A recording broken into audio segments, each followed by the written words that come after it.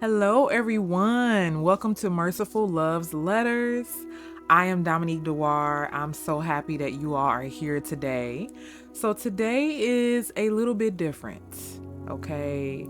I have been feeling led for the longest time to share my testimony, and I realized that I haven't really shared it in its entirety, like on this channel. And, lately I've been watching so many people's testimonies, and it's just really blessed me. It's really just encouraged me.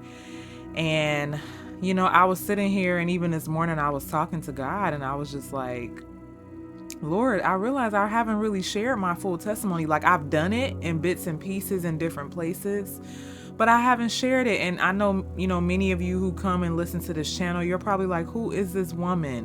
Where does she come from? How does she get to this place where she's sharing these visions and these, prophetic words and revelations? And I probably seem completely random to you all. Like, I just came out of nowhere. And I get that. It feels like that for me too.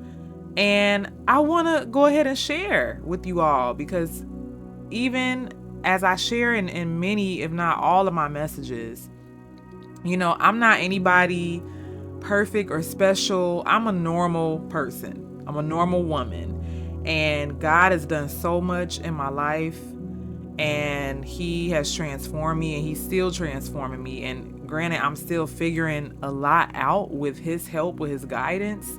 But I felt very led to just share my testimony, because I believe that what I've been through in my testimony, that it can help somebody. I don't know who, maybe even just one person. This may also be for people who do know me, and maybe you have had questions for years about what has happened to Dominique. That is not the Dominique that I've known. That is not the Dominique that I grew up with. That's not the Dominique that, I knew all about. And this is not the same person. And maybe you have been confused, about who I am, and, how did I get to the point that I am today. So I hopefully through this testimony you will learn about all of that, okay? And I jotted down some notes just to keep myself on target, because there's so much to share, and I know how I can get very all over the place, because so much will come up. But granted, even though I made this list, the Holy Spirit may still lead me to share something completely different from what I just jotted down, just to keep myself on target. I like to be organized, but like I said, this is Merciful Love's letter, so Merciful Love can come in at any time and take over, and I want him to do that, because this is his platform. I'm just a messenger. So that's it, okay? So let me go ahead and get into this. So, for those of you all who don't know, my name is Dominique Dewar. Dewar is my married name, which I still need to get it legally changed, but I am going through this whole licensure process as a therapist, so I wanted to wait until I finished that to actually go through and change my name, because it's, if you do it beforehand, it just changes a lot of stuff with the process. So I decided to wait until I finish all of my licensing process to go ahead and just change my name. But I do still use that name for ministry, because that's who I am. I'm a Dewar, even though I was born a Russell. But my married name, my husband's last name, is Dewar. So I am Dominique Russell Dewar. I am 32 years old, and I am a Christian and clinical mental health therapist. So that is what I do for a living. So I don't just sit and make these videos, but that is my day job. And I also do Christian coaching as well. And I am from Chicago, Illinois. So that is where I originally grew up. I'm from the south side of Chicago. I have both of my parents who are amazing. I'm not going to give names of anybody just to not put anybody's business out there, but I was raised by, in a two-parent household. I'm so grateful for that. I have a younger brother, and I also have some other siblings that I don't really have a relationship with. My biological father left myself and my mother when I was about 2 years old. And my now father, I do not call him my stepdad because he is my dad. Any man that will step in and take care of a child that is not biologically his, that man don't deserve to be called step. He deserves to be called dad or father. So I call him my father because he stepped in and he raised me as his own daughter. So that is my daddy, okay?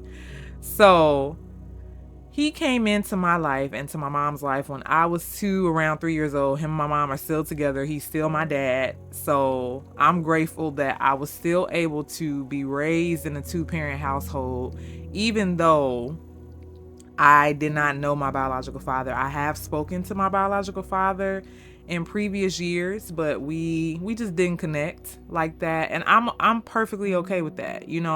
I did try to connect with him for a while. I didn't want to talk to him, but I had to work through that with God. I had to work through forgiveness, and I did. I got to the place where I forgave him, just for not being in my life, for missing so many pivotal moments in my life. I really had to go through that. It took a while because I just didn't want to talk to him. I didn't want to associate with him for a long time. So in recent years, I had grown to just, forgive him. And I started talking to him, but we just didn't connect that well, so we don't talk right now. And I'm okay with that. I don't have any ill will towards him. I don't have any negative intentions.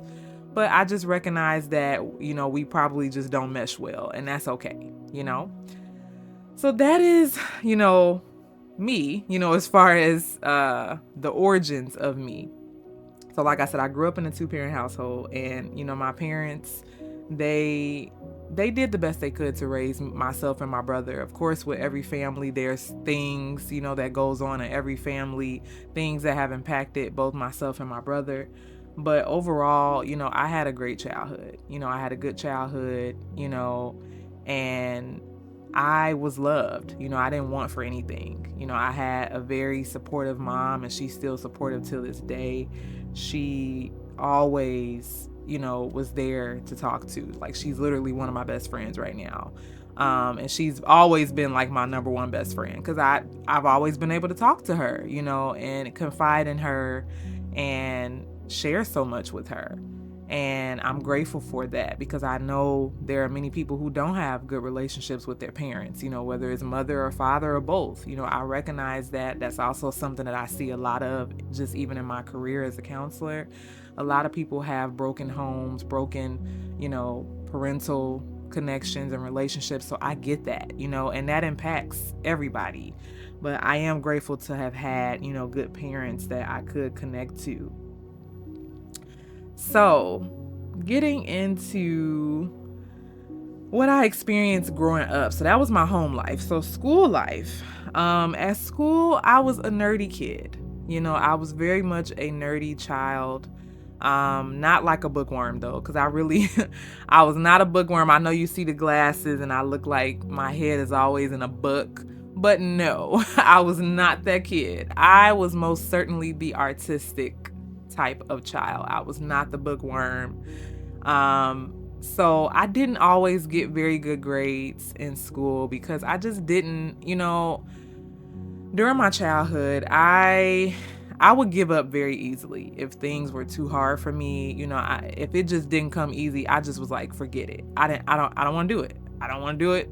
Just give it to somebody else. That's really the way I was. And I was also very talkative. So I was not, doing as well in my work, but I would talk to everybody. I was a very talkative child, and I always got in trouble for it. It was always on my report card that, I'm a good student, but I talk too much. They have to keep moving me away from people so I don't talk to them. But I was that kid that you could put me next to anybody and I would just talk to them and strike up a conversation, and we would just become best friends. That was me. Okay. So even though I was this outgoing kid and could talk to anybody, I did experience, a lot of taunting, I would say kind of verbal bullying. I never experienced like any physical type of bullying, but I did experience a lot of taunting and, just kids talking about me, making fun of me. One of the things that they used to make fun of was the fact that I have a big head. So I do have a big head, and it probably looks even more big now because I have a smaller body. So back then I was even smaller. So it was like probably my head wasn't proportioned to my body. So they're like, you got a big head, big head, big head. So that was something that very much affected me in a negative way and affected my self-esteem. Because, that was just something I couldn't change about myself. I'm like, I can't change the fact that I have a big head. This is my head. I don't know what you want me to do. But, you know how kids are. When it's something abnormal or just something that looks weird, they like to pick at it. And kids they do that today. They like to pick at things that they don't understand. So that was something that kids, they were like, why is her head bigger than her body?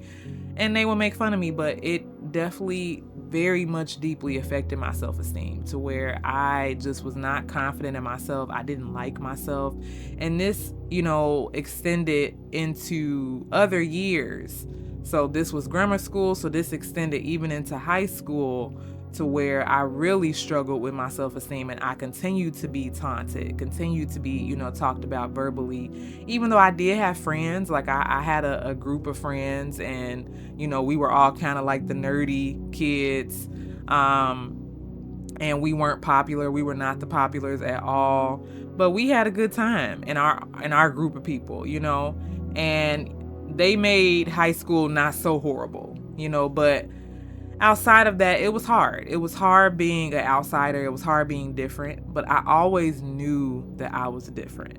I always knew that I was a different person, that I was not meant to be the girl that fit in with people. I knew that even back then, but I rejected it. Of course, what kid wouldn't reject being an outsider,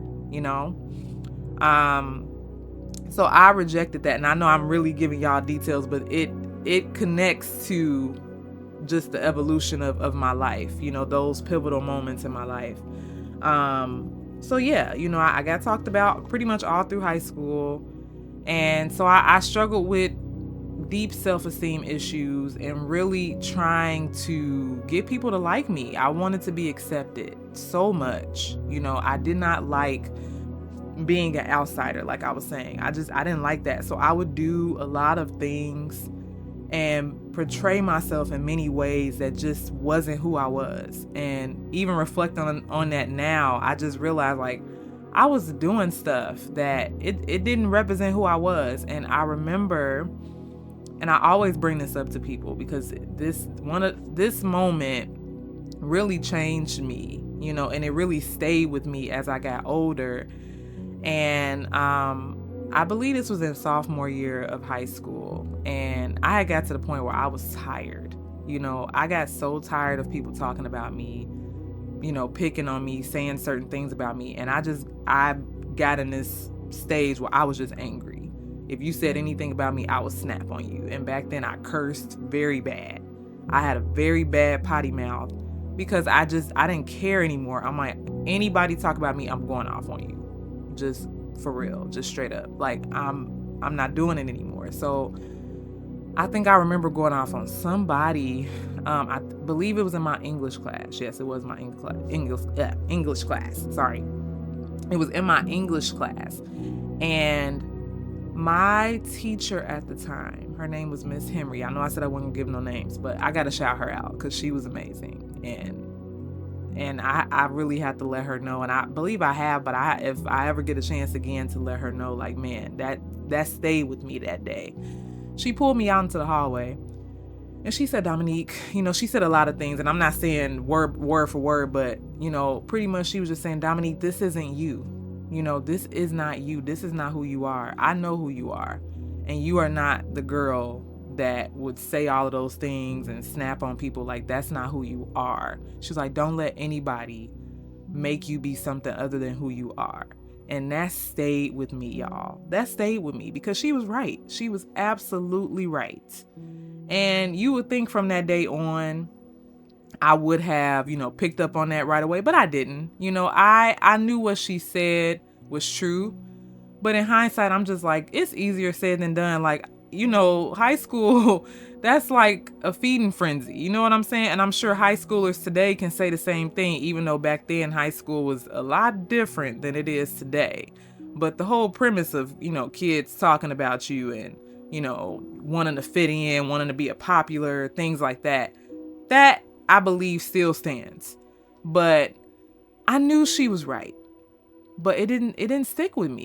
It not that it didn't stick with me, but it didn't really register to me and cause me to make a change until years later, right? So I still was after that pursuit of just being liked, being accepted, wanting people to acknowledge me. So I just started, transforming myself into someone that people may like. And this also, transitioned even into dating and boys and things like that. To where I also just had so much issues with self-esteem, and I didn't know who I was. So I was looking for that. I was looking for somebody to show me that. I was looking for someone to validate who I was. So I gave myself, in many different ways. I was 17 years old when I first lost my virginity. And when that happened, that was 3 days after my high school graduation, because I was very much adamant on keeping my virginity throughout high school. And why? Because I knew of so many kids my age that was having sex. They were just doing these things. And I was so afraid of like getting a disease, of getting pregnant, that I'm like, no, I'm going to make it through high school before I have sex. Like, I am going to do that. Now, even though I didn't have, actual sex, I still would do other things with boys and things like that. And, but in my mind, I'm like, as long as I'm not doing that, I'm fine. I can do other things, because I wanted to be accepted, So I was looking at and going into so many different avenues to be accepted, that I subjected myself to just horrible things. I was very much just doing a lot of stuff. And I'm not going to get into all of those details but I did a lot of things to just want, get people to look at me in a different way. And I also didn't speak up a lot about things that I believed in, because I also did not want people to come against me. So I was quiet on a lot of things, but I was outspoken for other stuff that maybe would be more accepted. And then I'm also a singer. So that's another area of my life. I've been singing since I was 2 years old. That's when my mom first started teaching me how to sing and training me how to sing. So music was a big part of my life, and still is, still is a great part of my life, and a outlet. I grew up in church, so I understood, who Jesus was. I understood about, a lot of different things. I knew, and I spent a lot of time in church. I sung in church choir, so I had those foundations. But it still didn't stop me from being in the world. It still did not stop me from going out and knocking my head against a brick wall many times, until I'm finally like, okay, you're bleeding. You need to stop hitting your head against this wall. Like, you know better. You know these things. So growing up in church, singing, I was still looking for acceptance. I was looking for who I was, and I didn't know my identity. So when you don't know your identity, you fall into a lot of areas that you should never be in. You fall into so many different areas. And in one particular area, I began to start having encounters with women. So my first one was when I was 12, and this was with someone that I had known growing up. And from that point, I started venturing into doing things with women. So I struggled with my sexuality, not knowing if I, was a homosexual or was I straight. Like, I struggled with that. And I really believed then that the enemy was trying to pull me in a different direction. Like, he had a plan for me, to be in that world, to be a part of that community and things like that. But God had other plans. Like, even though I was, kind of going into that field and like sticking my toes in and doing things, right? I knew in my heart that it was wrong. So you're probably going to hear me a lot say, I knew a lot. I knew because God was talking to me, even though I didn't understand his voice. I didn't understand all of what he was saying to me. I didn't get it. I really did not understand what all of it meant, but I knew it was wrong. Because like I said, I grew up in church. I learned about, sex. I learned that sex was between, sex should be in marriage and between a man and a woman. Like, these are things that I knew and it was in my heart, right? And I didn't take it serious when I learned these things, but then when I did something that was contrary, I knew the Holy Spirit was in me. And I felt the conviction, like, I know this isn't right, so I would just keep things physical when I would, be with women. I would never want it to be, I never allowed it to be like a relationship, and I never wanted that. I was just in my flesh. I was in the world. I was doing so much, so men and women, I did a lot, and I think it's important to share that because so many of you are probably in this place right now, or maybe you have been in this place and you understand that when you are separated from God, when you are not where God wants you to be, it's easy to fall into so many areas in the world. It's easy to give into your flesh, and your flesh will say, we want to do a whole bunch of stuff, So my flesh was saying, yeah, sleep with women, sleep with men, do both, all of this stuff, right? So even outside of being with women, just even with men, it was a lot of my relationships was very much physical.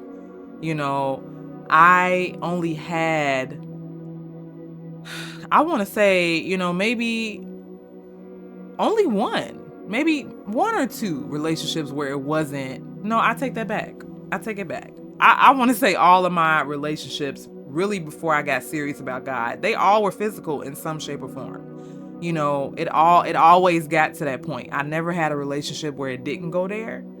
So that was a normal occurrence for me. And that was a way for me not only to seek out validation and acceptance in some area, right? So if I couldn't receive it in real life, I'm like, well, maybe I can receive it sexually. Maybe I can, feel better about myself because I'm desired in this way, And so that's what I was seeking after. I was seeking after that validation in some shape or form, So I would call myself promiscuous. I was very promiscuous. Most people don't know this about me because I didn't hide it. I wasn't a girl that was out about it. The only people that knew were the people that was closest to me, like my closest friends at the time. They knew what I was doing. We knew what each other were doing because we were all doing it, and we shared it. So they were the only ones that knew, but I didn't come off as that type of person. So I was covert about the stuff that I did and who I did it with. So most people don't know that about me, that I was very promiscuous, and it was a lot. Because I wasn't happy with myself. So I was looking for that. So this happened, for a few years. I'm kind of just quickly going through a timeline. But in 2017, I had gotten into a relationship with someone. And like I said, that was physical as well. It didn't last very long. But what happened after that relationship was I had just gotten to a place where I was tired. I felt so broken. I felt so empty. And I'm like, I'm tired of having these relationships where it keeps going in this direction. Like what, like 6, 7, 8 years of this, of different people, different situations where, I feel like he's the one. I feel like this is the person I'm supposed to be with. But then it doesn't go that way. It fails miserably of, having my heart broken, being depressed, being, hating myself for giving myself away to these people that didn't really care about me, that didn't value me. I got to that point where I was tired of the cycle. I was tired of feeling like that. And I just said, I couldn't do this anymore.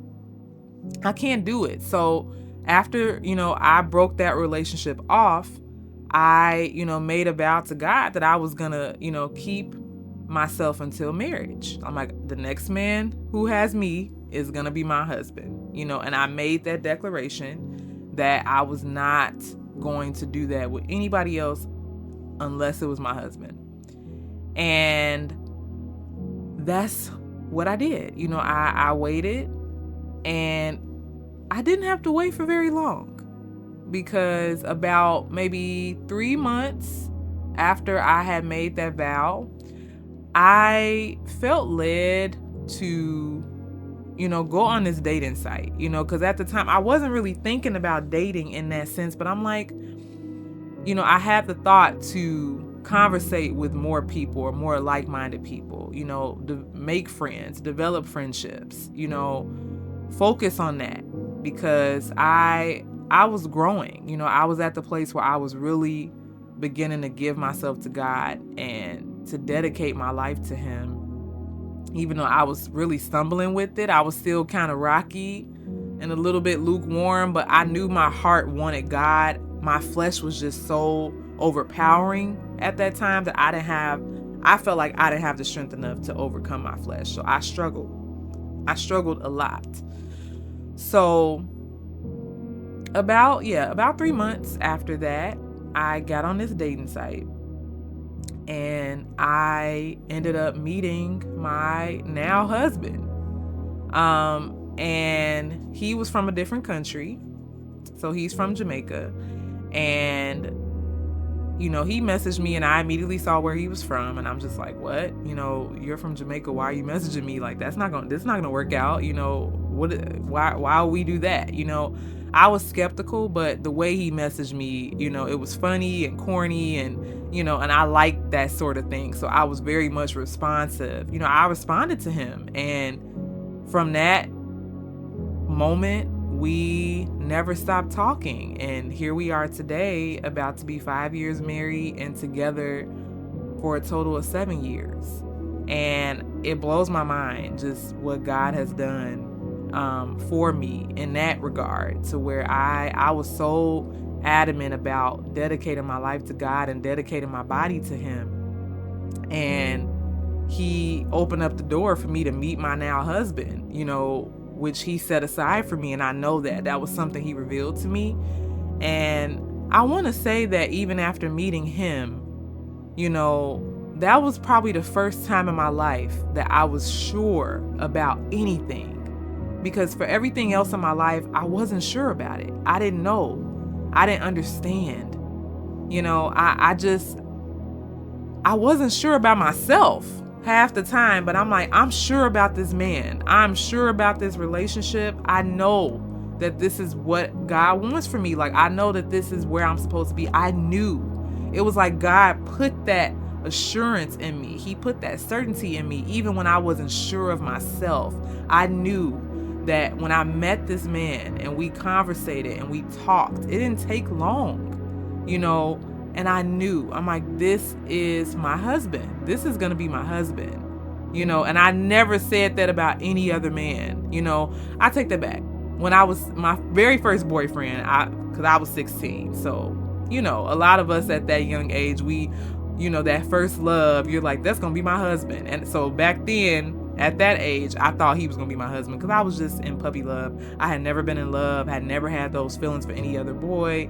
So yeah, back then I thought he was going to be my husband. But outside of that person, no one else did I have those thoughts about. No one else did I have that assurance at all. So to meet this person and they be in a whole nother country, and you're like, this is the person that I'm supposed to be with. This is going to be my spouse. Was crazy to me. I still can't wrap my head around it, but I knew it was like He just put that in my heart. And we got engaged, 4 months after meeting. He came to America for the first time 4 months later to meet me, and he proposed to me before he went back home to Jamaica. And everybody thought we were crazy. Everybody was like, what are you doing, Dominique? You don't know this man. He could be using you. He can be, all of that, right? Everybody just, as far as my family, majority of them did not agree, and I had friends that originally agreed, but then when I started divulging too much details about, what we had to go through as far as like getting him to the country and think that whole process, they were like not for it. And then they're like, oh, he's this, he's that. Because I would divulge so much of, disagreements that me and my husband would have, back when we were engaged. And I would go and tell my friends like everything, like he said this to me. But what God revealed to me later is that, I was directing him on what to help lead you in and guide you in, because it was so many areas that God was trying to, strip me of worldliness and selfishness. And he used my husband to convict me of these things. But I was rebellious back then. I was still very much worldly. So I fought him very hard on a lot of the things that he was saying. I fought him, even though I knew it was true. I knew I needed to work on these things, but I was being stubborn. So I'm like, no, I don't need to do that. You're being controlling. So I would go back and I would say these things to my friends. And then what happened? They began to build this negative image of him and look at him as if he was controlling, and look at him as if he, was not good for me. And they held on to that, not realizing that God has sent him to help call sin and worldliness out of me. So it's so important, with anybody, with friendships, with relationships, be careful who you share stuff with. So even close friends or people that you consider close friends at that time, you have to protect your relationship. I wasn't mature enough back then to understand that I shouldn't have been sharing all of this stuff with my friends. Even though they're my friends, but there's some stuff that should remain in your relationship, whether you're dating, whether you're single, whether you're engaged. There are things that should remain in your relationship within the confinement of your relationship. It should remain there, because the moment you begin to bring other people into your relationship, what happens? Now you're giving people access to what God is building up, and the enemy will use people close to you to try to, cause a wedge, especially if it's something that God put together. So not that those people are evil, but if they have any type of negative emotions, the enemy may use that to draw a wedge between you and that person. So we got to be careful about who we share things with. And this was something that I just didn't know. I had always shared everything with my friends. It was nothing new to me, and I overshared. It was so much I overshared, that ended up coming up later, and it was a big thing, but I realized that a part of their negative image of him was because of me oversharing, and so that was something that I had to work out with God. And really, those friendships have really not been the same since all of that. And that's okay. I've made peace with that now, because I understand, what God was doing. And he explained to me, like, everything happened for a reason. Everything is the way it's supposed to be. And I'm like, okay, and I had to accept that, even though it was painful for me and it was hurtful for me. I had to accept that this is what God's will was, So y'all, I know this is long. This is a little bit longer video, but I hope you can make it through this video. I hope that this is encouraging you so far. Okay. So I'm going to continue. I'm going to get to the end real soon, but I want to continue because that's just the first half, right? So we're getting the current times. Okay. So yeah, so me and my husband went through a lot, in just developing in our relationship. And even after we got married in 2019, so he came here permanently in the beginning of 2019, and we got married. And that's when marriage and things really began to amp up, because we were in our first year of marriage. Not only him learning how to integrate into America and American society from being in Jamaica, but now he's also a new husband and I'm a new wife. So we went through a lot that very first year of our marriage. And needless to say, like I said, God was using my husband to strip me. And I see that now. And as God lays it out to me, he's like, I was stripping you. I was calling stuff out that you were never in a position to hear. You were never in a position to receive. So I use your husband to call some stuff out of you, because I had a plan for you. There's a way that I wanted you to be, that I destined you to be. So I, commissioned your husband to do his part as your head, as your covering, to call these things out and to help you grow closer to me. So that's what my husband's job was. And he did that. He sought God. He prayed for me.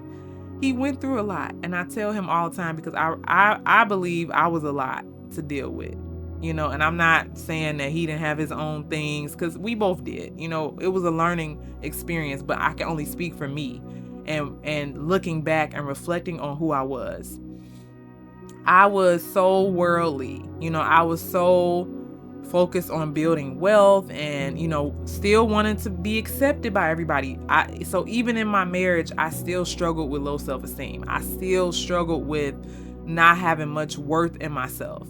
And here I am married to the man I know God gave to me, and I still struggled with having low self-esteem and having all of these issues, and I forgot to mention, just previously, even before meeting my husband, I had an addiction to like pornography and masturbation. And even in my marriage, that came into my marriage where I still struggle with that. So even having a marriage, and a God-centered marriage, I still struggled in the beginning of my marriage with masturbation and pornography, because it was so ingrained into me. I had did it for so many years that it was still kind of like a stress reliever. It was something I went to release. So I was still doing that even in the beginning of my marriage, and I had to come to my husband and tell him that, and that was hard. That was hard to admit that to him, that I was still doing that. But thank God I got deliverance from that in my marriage. So this you may be like, wait a minute. So even in marriage, you can still struggle with lust. You can still struggle with, issues with pornography and masturbation. Yes. If you don't get deliverance from these things prior to getting married, it's not going to go away just because you're married.